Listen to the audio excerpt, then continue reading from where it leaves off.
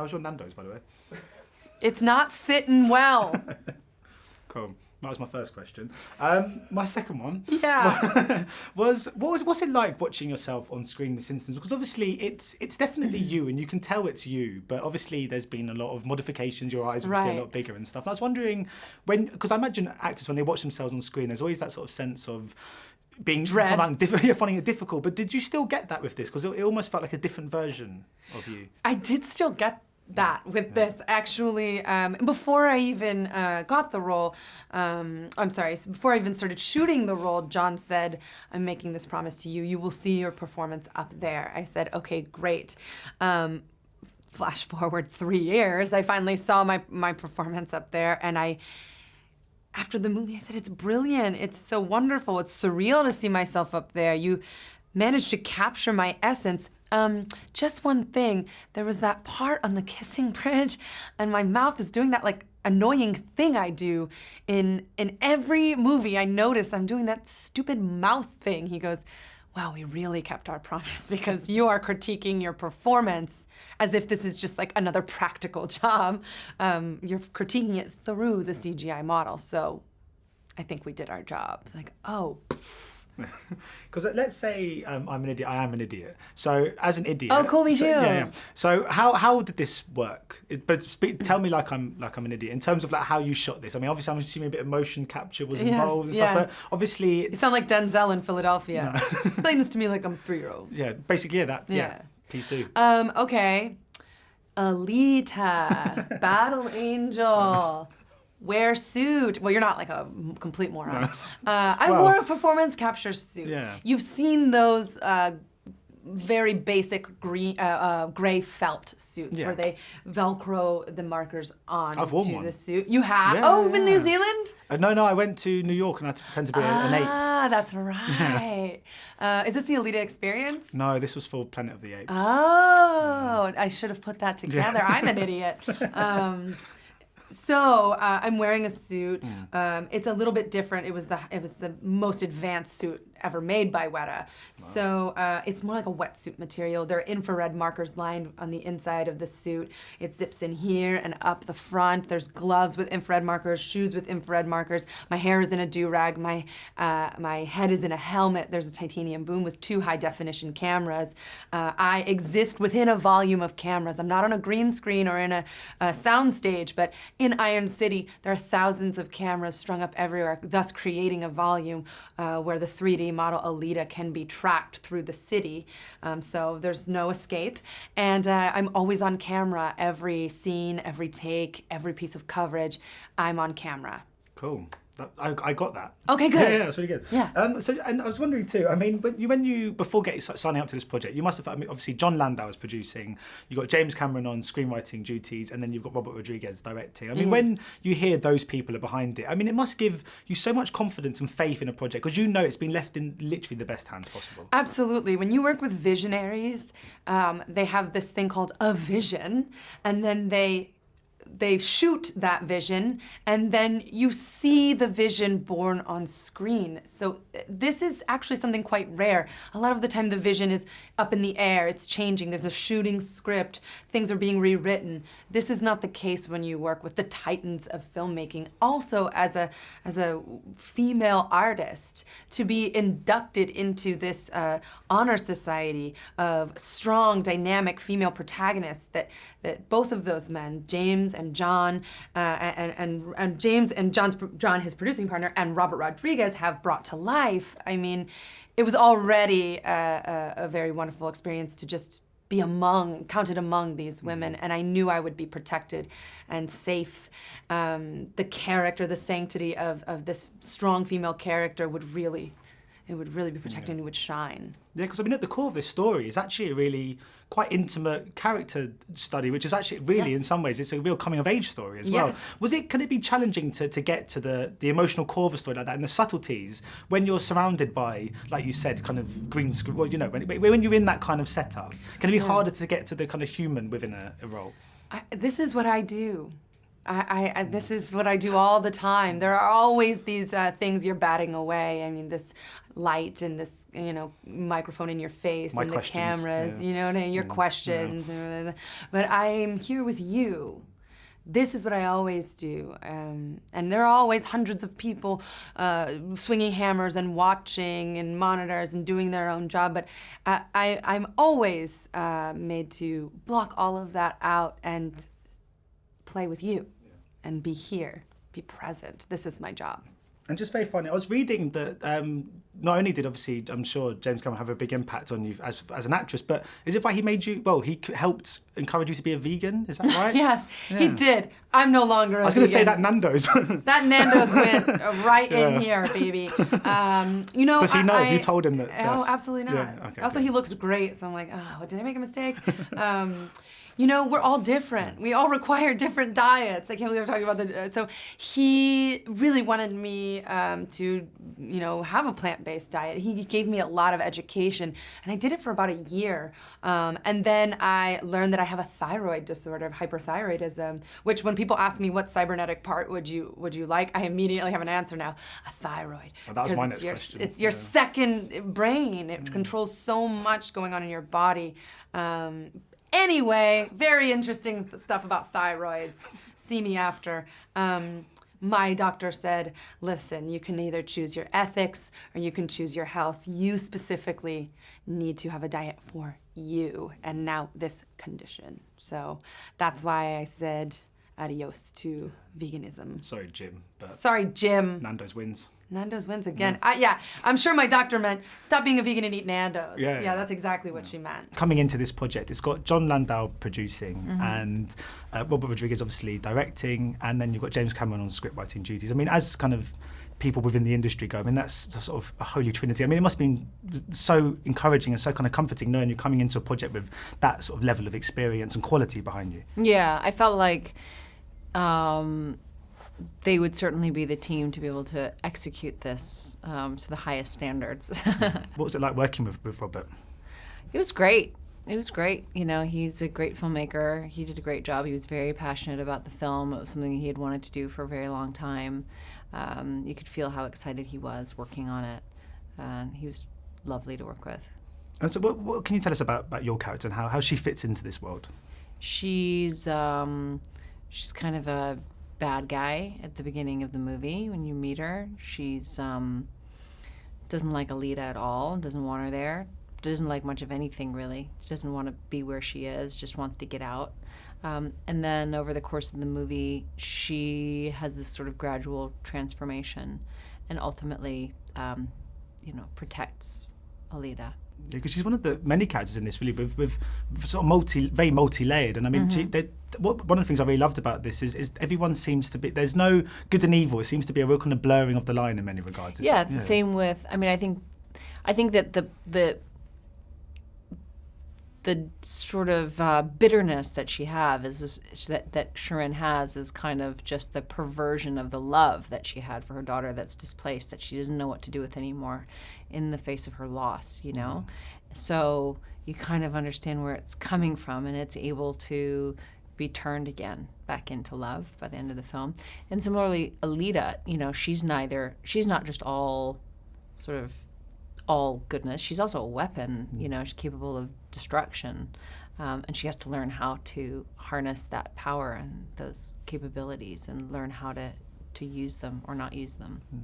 I mean, she feels like a character where there's lots to be explored with your role. There's lots of other places we could see her go in the future. I was wondering if you have those conversations now, because obviously it is a film that lends itself to sequels and to being a franchise. I was just wondering if you've already had discussions about where the character could go. Was that something that waits until there is a sequel confirmed or there is a script in place? I haven't had those conversations. I mean, it feels like watching the movie when the movie was over, I was like, I want to see what happens next. Yeah. So I hope they make another one. Just, even as an audience member, I thought, there's so much more to tell, it feels like. And obviously you shared most of your scenes with Mahershala, and I've interviewed him before. I interviewed him for Moonlight a couple of years ago, and he's lovely. One of the nicest guys. I mean, that must make so nice. When you have to work with one person primarily, it must be so helpful, I suppose, when they are as nice as he is. Yeah, it's so nice. to work with, and same with Christoph. He's also such a nice person to work with. So it was a really, I have to say that it was just like a nice time at work. You know, everyone was great, really good actors who are nice to spend time with. And how was it? Because I just spoke to Christoph, and he was saying that they really made it very easy for the actors to imagine the world that they were in. I think obviously loads is going to be done in post-production with all these special effects, but it felt like they made it very easy for you guys, I guess, to picture the surroundings you were supposed to be in. Yeah, because they enhanced the world and they extended the world, but the world had already been established and created in these practical sets. You know, there was a whole city built in on this lot in Texas by Robert's studio. So. But having said that, I mean, it must be amazing to see it all put together. It's insane. I saw it I saw it a couple of days ago, and I was gobsmacked when I saw it. From the first time that you see Alita's face, it's breathtaking.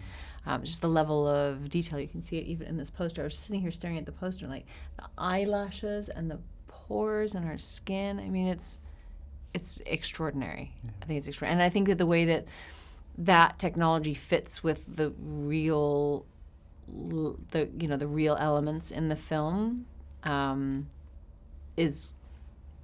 it really grounds that technology, and the extent to which it works is really it's astonishing. Because even as an audience member over the last sort of 20 years, the way we've seen films change and progress from our perspective, and what's it been like within the industry, being on sets and seeing the new technology being used around you? I mean, it must be so different to making films sort of 2 decades ago.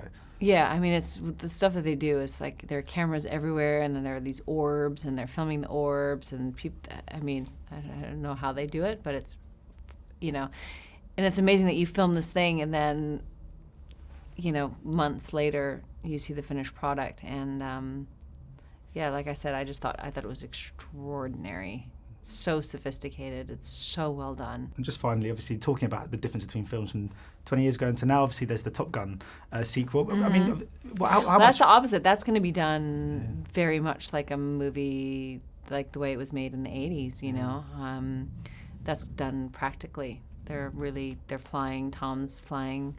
The other actors are flying their planes. Oh, wow. Because, I mean, that must have been so much fun.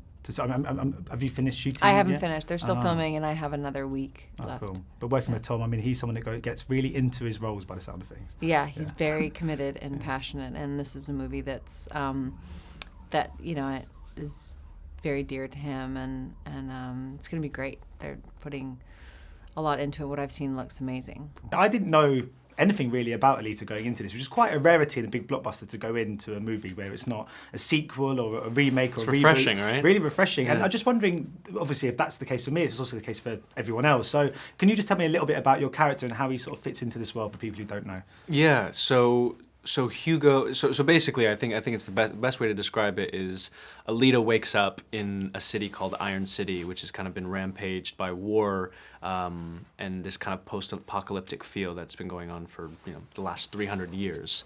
And Hugo is just he's just a normal guy who's trying to fend for himself. He doesn't have much of a family, doesn't have much of anything, but this yearning to go to this city called Zalem, which is the sky city that hovers above Iron City. And when he meets Alita, he finds out that she might actually be from that place that he's so wanted to go to, yet she has no memory. So he really wants to help her find her memory, and that could also help him, with his dreams in the future as well. Yeah, because I mean, obviously, these characters. One of the things I loved about this was every character feels like they're quite sort of two-dimensional. They've got sort of multi-dimensional. There's loads of little layers to every sort of character in this, and I think that your character's got a bit of a sort of shady background as well. He's very flawed. I mean, how important is it for you that there's no sort of, it's not just good or bad. There's a real kind of middle sort of a blurred line in between. Yeah, I think it's a great kind of metaphor for the city and the society that everyone is in. It's like, everyone wants to be a good person, but sadly that's not always the case. These people have to do what they have to do to get by.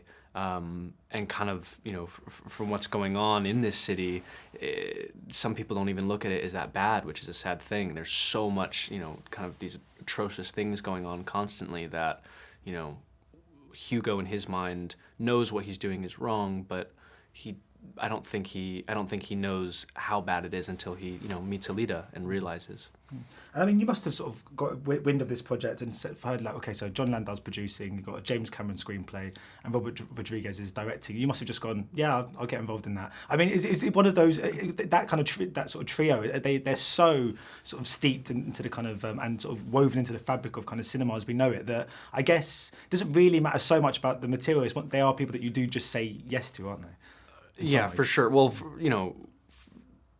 yeah, you hear those names and you're just like, please, whatever they are doing. But the thing is, that whatever they are doing, the material meets to that par. They're not going to just going to do anything, And I think that that's why, this project has been in development for so long. And I think for people that see it, they'll be able to tell the amount of detail and the amount of layers, like you said, really translate. Yeah. And then also on set, you've got a bunch of sort of Oscar winners. Obviously, Jennifer Connelly's there, Christoph Waltz, Mahershala Ali. I mean, no pressure. Yeah, but as sort of someone who's obviously still at the sort of relatively early stage of their career, I mean, it must be. Are you still learning from everyone around you? I mean, even just subconsciously, do you think you're always just sort of taking? Because I mean, this must have been an incredible set to be on for someone who's still sort of coming up through the industry. I suppose. Yeah, coming up, and at that moment, it was my technically my first film. Mm-hmm. So.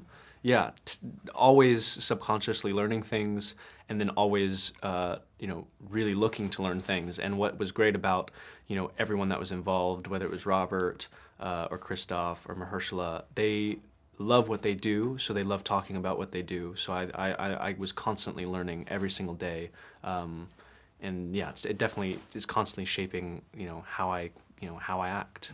So what was it like working with Robert? Yeah, it was insane, and I've been such a fan of him for so long, so I had to get kind of over the geeking for a little bit. I asked him all the questions that I possibly could, and then when it came to getting to work, it was quite amazing kind of seeing how he went about directing. He doesn't feel the need to come up to you and say something after every take. He truly takes his time to come up with a note, and the notes that he gives are so important that not only did it change how I acted in that scene, it changed how I acted in the whole movie. And I think that's why he's such a great director. Yeah, because I guess you're already now starting to do more projects. You're sort of start getting to learn how different directors operate in different ways, and some ways are going to be beneficial. It must be quite interesting, I guess. Everyone's got their own style. Everyone has their own process, yeah. And I think that, I don't think there is a right process, and I think that's why we have so many different, unique films. But Robert's definitely up there, that's for sure. So what was it like seeing this on the big screen when it was all done? I mean, it's one of those films, I guess, so much of the magic in this movie is put together in post-production with the special effects and stuff. I mean, what you obviously did on set would have been one thing, but to see it come to life must have been quite sort of overwhelming, I guess. It was overwhelming. Yeah, it was almost like, did I shoot this film, or is that really me? Yeah, there were so many things that I could not believe the scope and scale. Sometimes we'd be in a set as large as this room, and then it turns into, this huge warship that you're like, how the hell did they do this? But it was quite astonishing to see the scope and scale. You never realize it until you see the movie for the first time. And are you still sort of coming to terms with the fact of getting used to the fact that your sort of faces on posters and things like that? Must be quite. Yeah, it is cool. Odd. It's like I still, every time I see a poster, I still like grab a picture, even though they're everywhere. And I get photos from my family, and it's quite weird for everyone. Yeah. And just very finally, before I go, Cutthroat City is coming up. I just wanted talking about different directors with different styles. What was it like working with RZA on that one? I mean, he's the best. He's truly the best. What was cool is Robert and RZA know each other, and Robert actually helped me get Cutthroat City. But it was nice to do something completely different. I mean, just one appearance-wise, I got to have cornrows, and I fully got to immerse myself in that kind of, hip-hop, grungy, Ninth Ward world. And then on the other hand, I just got to have a blast with, a man who I've been listening to his music since I was, 13 years old, listening to it, trying to get my parents not to know that I was listening to 36 Chambers, so. It sounds like Alita has been a story that's been with you and with James for sort of 20 years now, or 19 years now. Yeah. What's been behind this kind of delay, and why do you think now it's finally come to fruition? You know, I think the delay is really caused by Jim's desire for perfection initially. It came out of not wanting to start the movie before Jim had a script that he was happy with, and that took a number of years. At that same time, Avatar got in the way.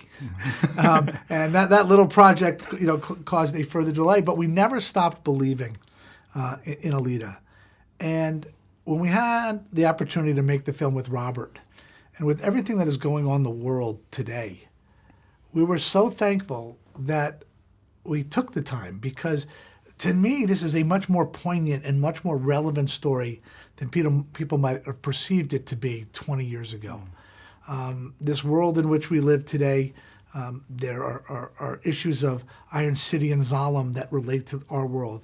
Alita and the idea of self-empowerment and the power of women to control their own destinies, and her having a line in the movie, "I do not stand by in the presence of evil." No better time to be telling those stories. And I was reading that Guillermo del Toro brought the story originally to you guys as well. You know, Guillermo's been a longtime friend, and Guillermo del Toro brought us the story in 1999. We weren't familiar with Alita, and frankly, I was not someone who'd been reading a lot of mangas growing up. And he showed us this, and Jim and I both fell in love with her. We fell in love with the world Kishiro created, and we were thankful as we got into developing it that Kishiro did not write an Asian-centric story. So many mangas are set in Asia specifically. They have an Asian-centric character as a central character. He wrote a melting pot world, a place where the Kansas bar is at the center of the city, and that allowed us to tell his story, but in a cinematic way where people wouldn't feel like we Hollywoodized it. We just made the cinema version of it. And I mean, your relationship, with James Cameron is one of the great kind of collaborations in kind of modern cinema. I mean, and I'm just wondering, if you can recall when you sort of first met James, when you knew he was someone that you really wanted to work with. Well, you know, look, Jim was someone I aspired to work with when I saw Terminator. Yeah. You know, I said, wow, what an incredible, you know, filmmaker. I got to know Jim as a studio executive. I was a executive vice president at 20th Century Fox when Jim was doing True Lies. And through a series of circumstances, I got very involved on that movie. And I was on location with Jim for 3-4 months.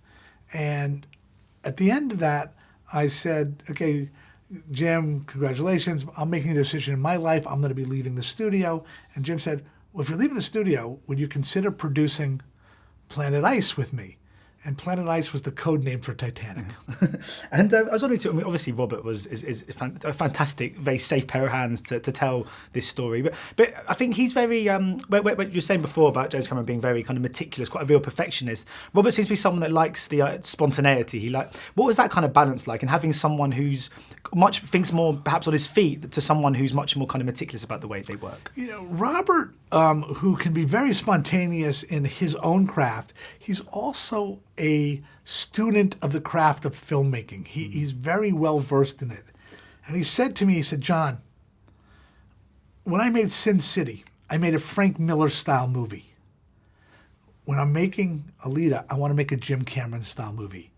And he welcomed me, the rest of the team from Lightstorm, our designers, our editor, to help him do that version of this movie. And I could think of no more open collaborator than Robert's been on this film. And obviously, I mean, you've still, I think, Avatar and Titanic is still two of the most successful films ever.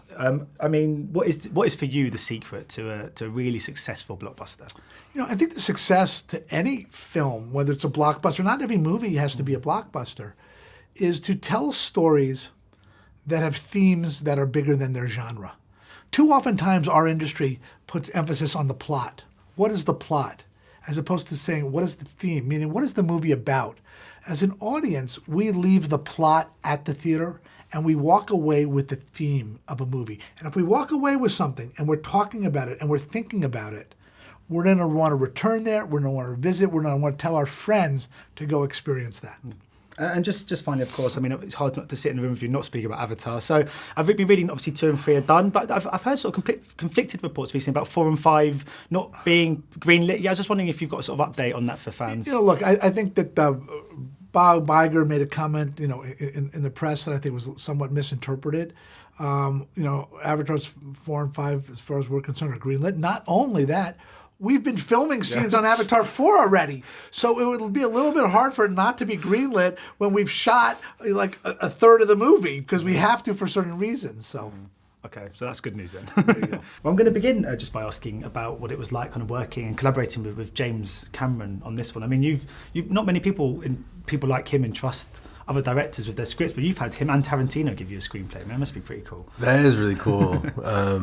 Actually, when you think about it, because those are the two guys that are least likely to let people go shoot their scripts, because they don't go through all that work of writing a script just to have someone else go make it. They would rather it not get made. They get made incorrectly. They'd rather live with the version they have in their head. So it helped that I was friends with Tarantino and friends with Jim. I've known Jim 25 years. We've been friends. And we had tried to do a couple of other projects together. So actually it was always in the air that we might work together someday. Still, this was a surprise. It was a surprise that it was going to be this one. It was just a matter of just friendly talking, and he'd say, "Oh, well, look at what I did on this movie," because I was asking about it just to see when it would come out. And then I fell in love with the script, and he liked it. I loved his script because he always liked it too. And so he thought, wow, maybe this is a chance for me to get somebody else to make it for me so I can finally see it, because he had put so much work into it. So I think that trust level was there before, he ever handed it over, just from knowing each other 25 years. Because I've always got the impression in your work, you kind of quite like the unexplained. You're someone that quite likes the notion of spontaneity as well, whereas James Cameron seems to be someone that is very meticulous and a bit of a perfectionist when it comes to his craft. So I was wondering about that balance, and kind of, did you have to change your style as a filmmaker to kind of to adapt to his sort of style or approach to this craft? Totally, because his approach is very different. I mean, my movies are all pretty much very whimsical, because I started as a cartoonist, and they're very comedic and kind of dream logic. Not real logic. They're kind of made up. Guys can fire missiles from guitar cases type of thing.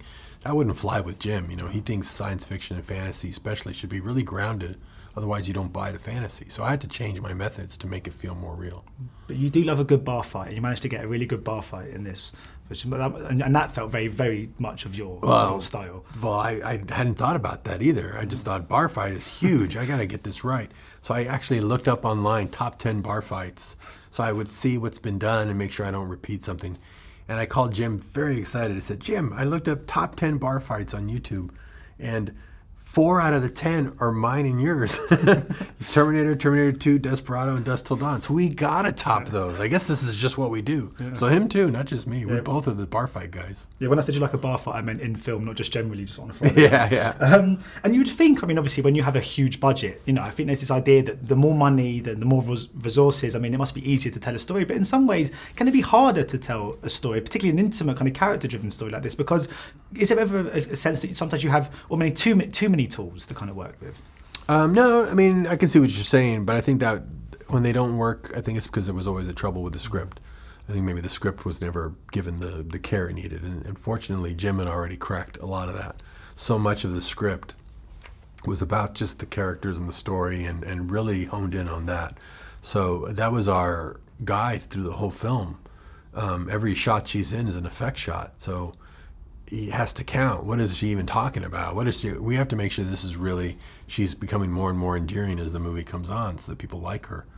She got sort of big, massive, expressive eyes. That must have helped with the emotion to kind of. Obviously they're the greatest entry into us. So I guess in some ways, if you can make them bigger and more expressive, that's only going to help the emotional core. Yeah, if you can get it to look right, I thought it would be a really great. The eyes are the window to the soul. You need this to be a very soulful character. These are big windows, so she'll feel almost more human than human, because you'll feel the emotion more if it's done right. And also one thing that must happen, obviously there's a few sort of newcomers in this, but you've also got a sort of trio of Oscar winners. Obviously you've got Mahershala, you've got Jennifer and Christoph. It must help make your job that little bit easier when you've got people at the very top of their game kind of on board. It's much easier. You got these guys coming in, and Jennifer's Connelly's like such a professional. She was doing it, she's a little girl. There's technical aspects to making a movie as well, in acting.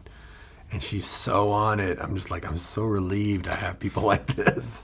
It's just so fun when you work with people that are totally professional like that. And I mean, obviously, the film definitely lends itself. I won't give it much, sort of too much away. Sorry about the ending, but it's a film that does lead in to more films. I mean, is that the idea? Obviously, this is dependent on box office and how this does. Yeah, but depends on the box office and all that. Is it something you'd like to do anyway? I'd love to do another one, but yeah, we definitely wanted to make this have a beginning, middle, and an end of its own. But certainly with the idea that the story of her is just beginning. You know, even if we never made another movie, the audience could imagine more movies from that ending. A bit of a boring question to begin with, but obviously this being kind of quite a new sort of franchise, if you could just tell me a little bit about your character and how he fits into this world.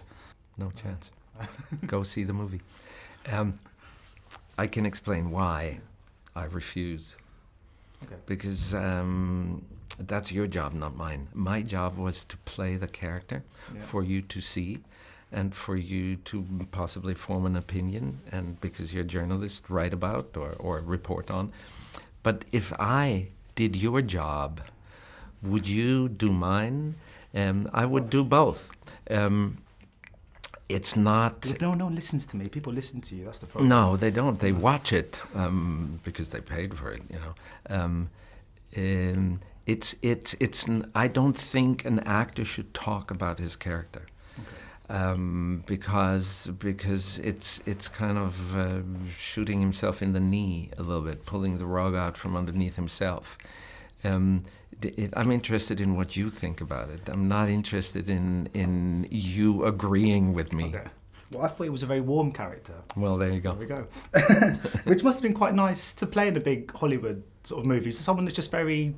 usually, because a lot of the roles you've played, obviously, in the past, some of them have got sort of quite a nasty streak to them, sort of a dark undercurrent. But this character's just, there's almost a very paternal relationship between him and Alita. It must be, I guess, quite a tender sort of relationship. It must have been quite nice to explore that on screen. Well, first of all, yes. And second, I do what the script requires, you know, because it's one story, and I need to do what helps the story. I can't disagree because I consider my opinion superior and say, well, I'd turn this into something else. Which doesn't mean that I can't discover stuff that maybe even the writer only wrote into the script subconsciously. But it's still discovery of stuff that's there and not invention of stuff that isn't.